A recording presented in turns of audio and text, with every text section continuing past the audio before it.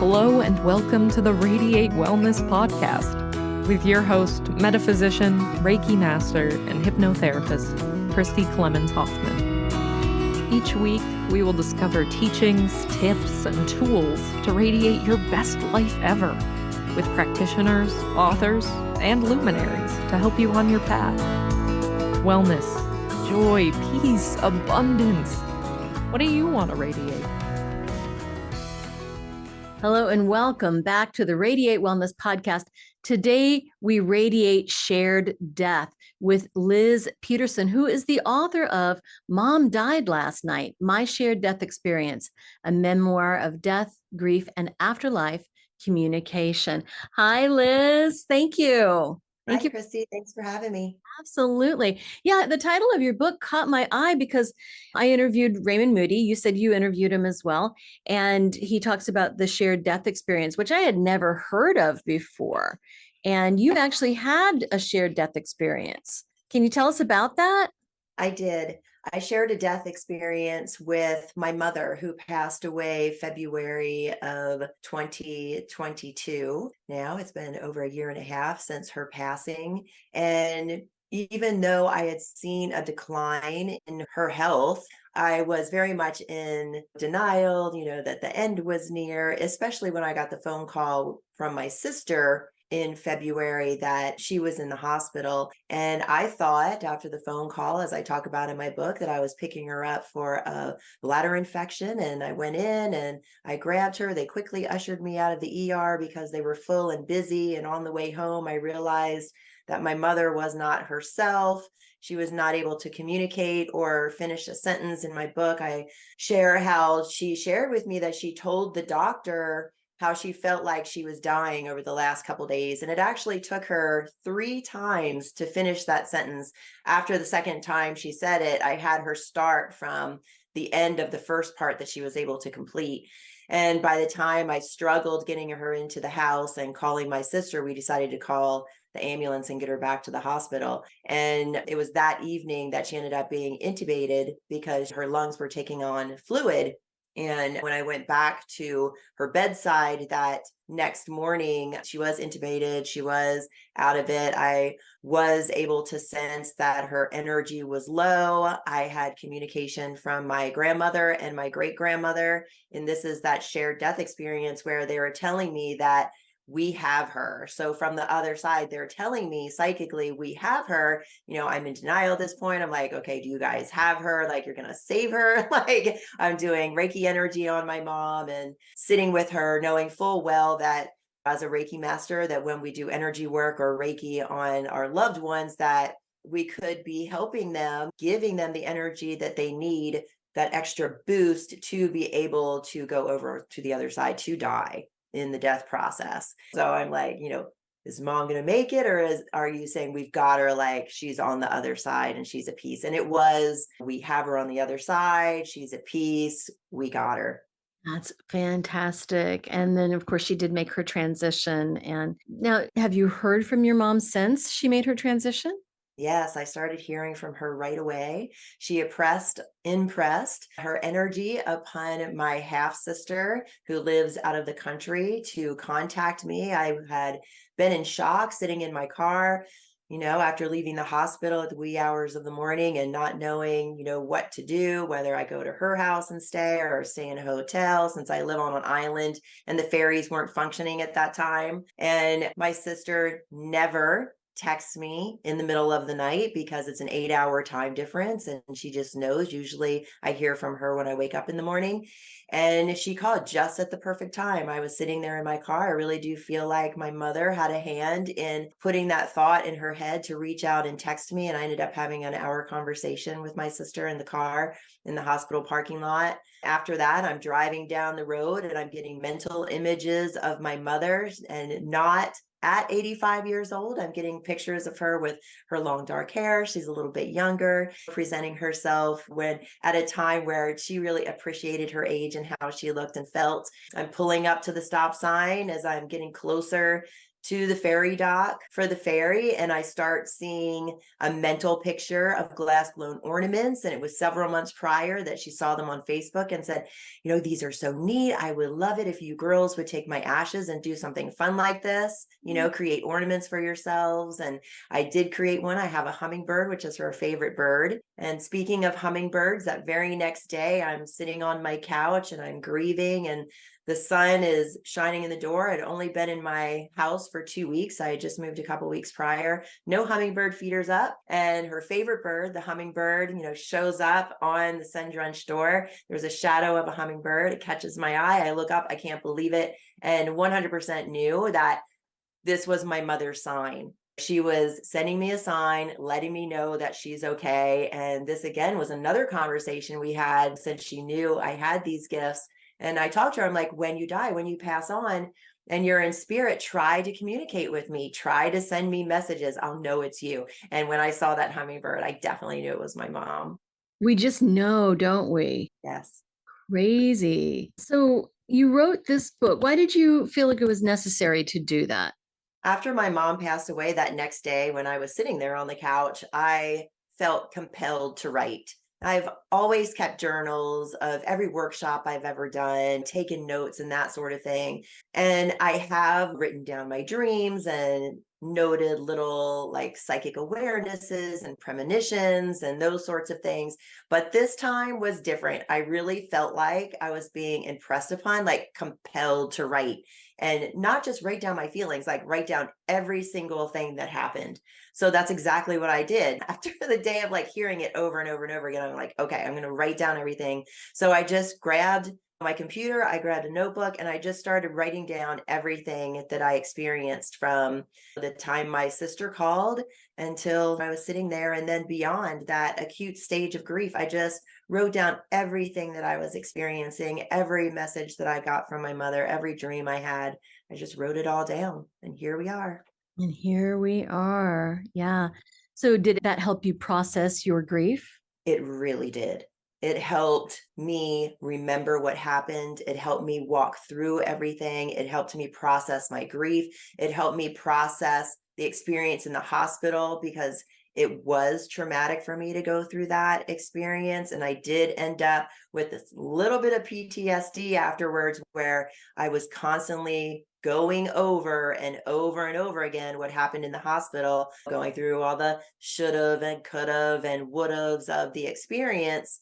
And having that notebook and those computer notes to go over and reread really helped me during my grief process. I kind of stepped away from it for about 3 months, because I was really kind of in a resistance around rereading everything as a whole. But when I did about 3 months later, it really helped me continue to process that grief after, because grief doesn't stop after our loved one passes away. We just kind of learn how to live with it, as I like to say, walk with it hand in hand, at the experience that at the moment that I'm at, whether that be last year or right now, just to have that. But yes, it very much did help me process my grief, and continues to help me process my grief to this day.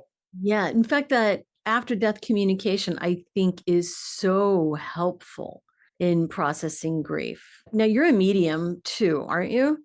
Yes, my mediumship ability started coming back on about 5 or 6 years ago. Yes. Yeah. Yeah. I'm a medium as well. So, how do you feel that this afterlife communication helps with the grief process, or in any other way?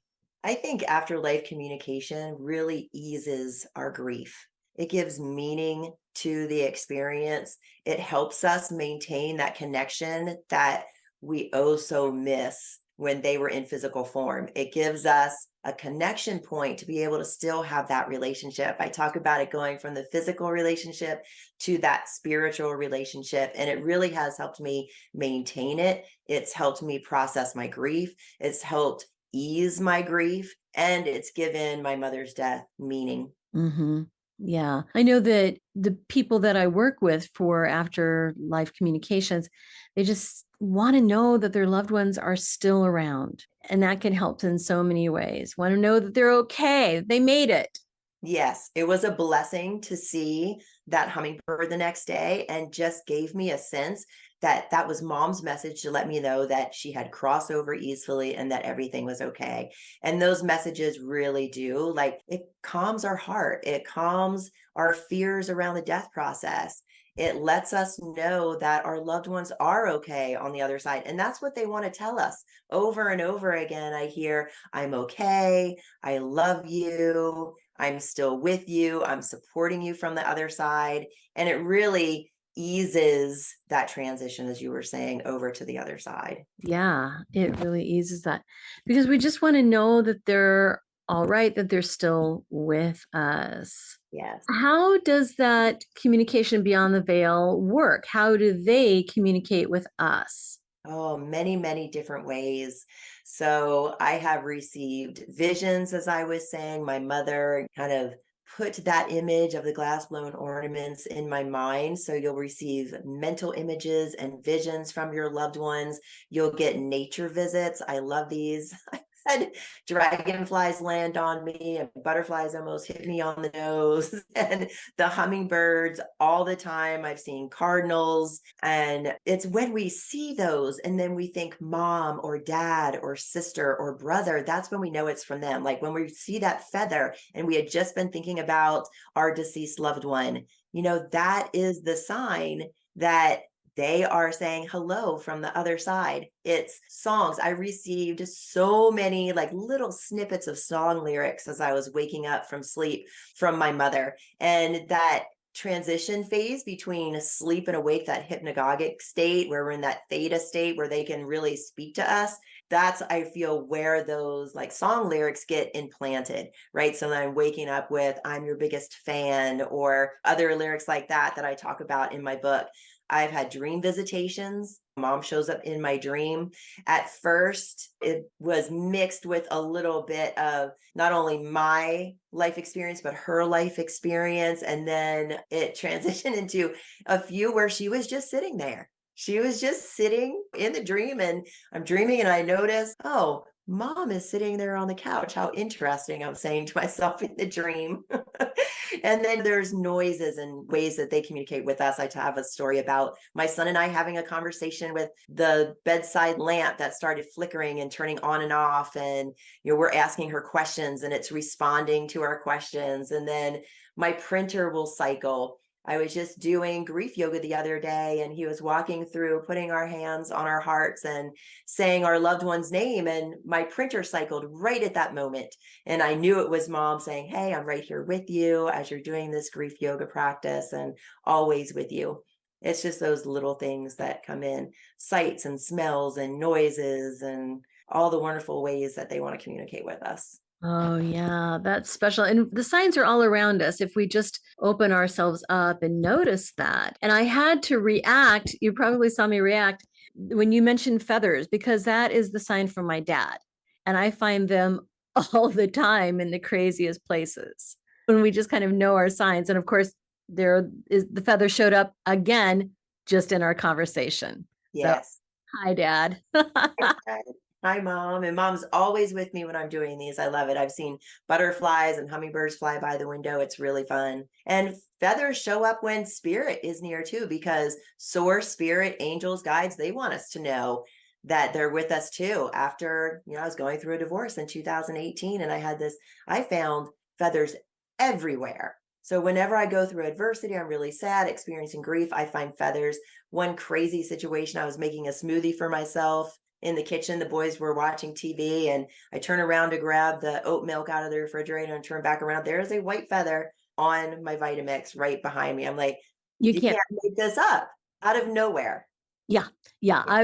In meditation at my church, I was leading meditation the other night, and there was no feather on the podium. I got up to put my shoes on. Feather was on the podium. You can't make this up. Yeah. Amazing.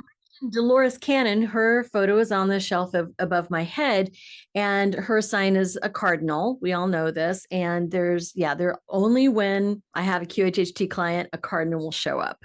It's amazing. I know you can't make this stuff up. No.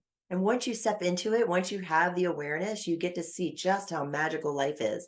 If you open up to it and you're always paying attention, the signs are always there. So walk us through that. What is your way to open up? How do you describe that opening up to a different way of communicating? I don't want to take too much of your time, but I would like to ask you a few simple favors.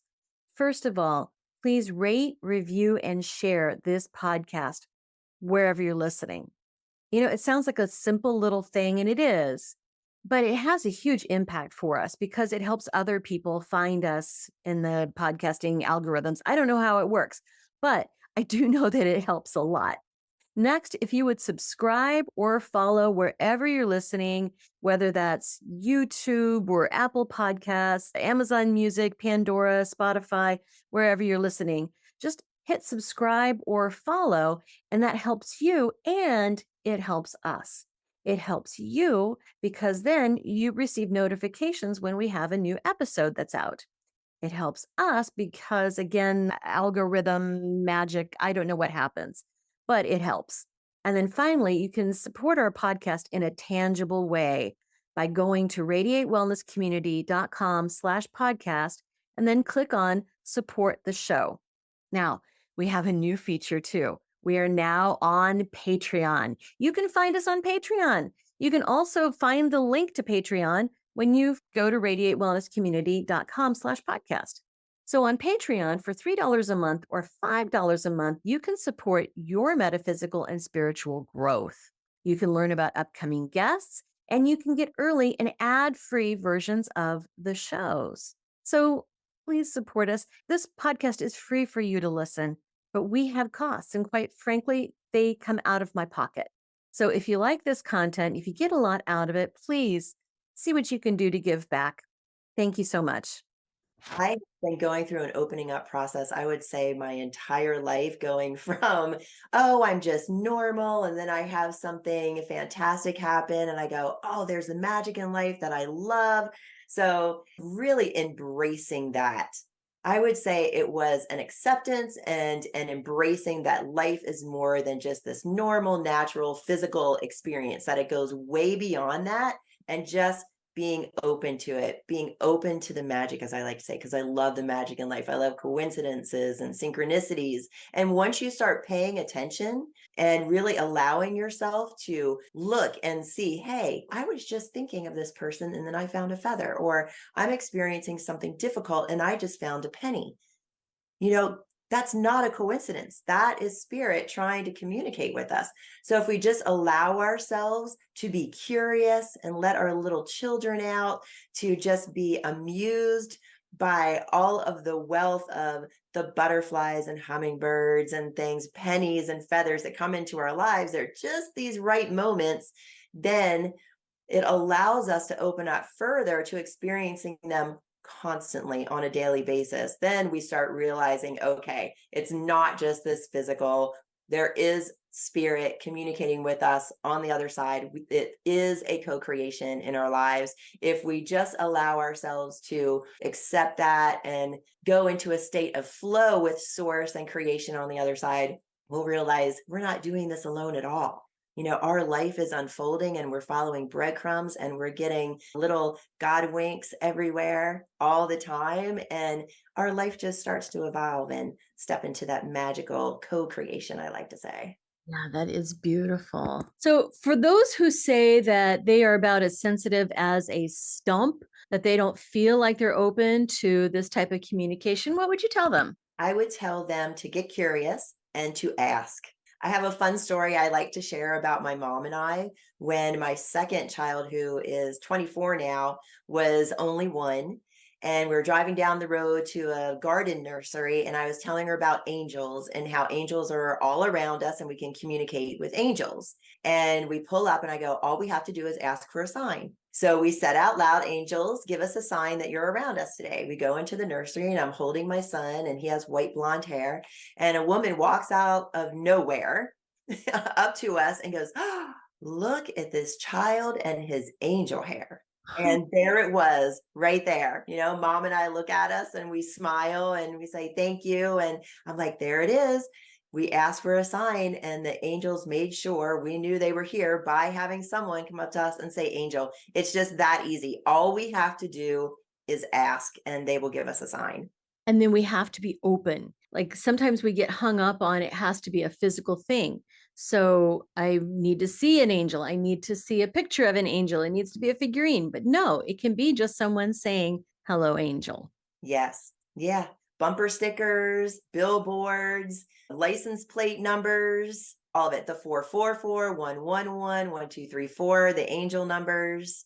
Lyrics in a song. Yes. Billboard.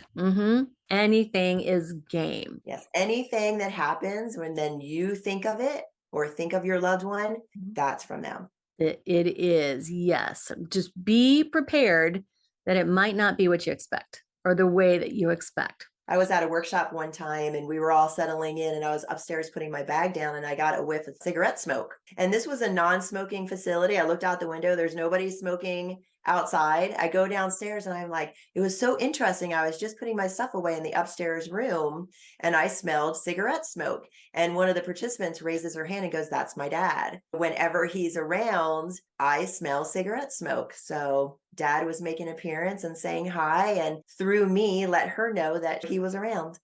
Oh, that's a beautiful story. I love that. Yeah, a friend of mine who was also on the podcast one time to talk about her experience with grief, her sister had died very unexpectedly. And she said, come on, you got to send me a sign. Send me a bluebird. Well, here in Kansas, we really don't have many bluebirds. But a friend of hers had sent her a CD of her favorite singer, Howard Jones.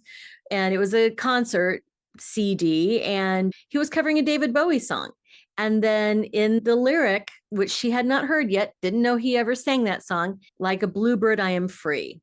And there was, right? Because you just never, you got to be prepared because you just never know what's going to be the message that comes through. Yeah. Now, I want to talk about all of the other wonderful things that you do. My God, you're a Reiki master, you're an intuitive energy healer, you're a spiritual coach, an oracle reader, and you've got a podcast. After my own heart. I love podcasts. Talk a bit about your podcast. Me too. I love my podcast. I'm in my 4th year right now. I started right at lockdown, March 2020. I went from having the local radio show to doing my podcast. It was the perfect time to start. I had started my radio show here on Vashon Island so people would get to know me in a new way. They didn't know that I was a healer. I would have people coming up to me all the time and saying, oh, I didn't know you did that. So I'm like, how can I, let people know what I do? And Source plugged in, do a radio show. So that's what I did. And then it turned into my podcast, Raise the Vibe with Liz. You can still listen to my old episodes online. It's called Raise the Vibe, and it's on Voice of Vashon. And it's the same structure. I interviewed all the healers and psychics and mediums here on Vashon Island. And now that I have the podcast and I can be global, I interview all the healers and psychic and mediums and way showers and personal development coaches around the world. And I've had a really fantastic time doing it. I really had loved when I was going through my own personal development, listening to like little video casts and stuff like that before podcasts were really popular. So watch them online, and now I get to do it myself. And I've interviewed many, many great people, Neil Donald Walsh, Raymond Moody, like yourself, many people. I love it.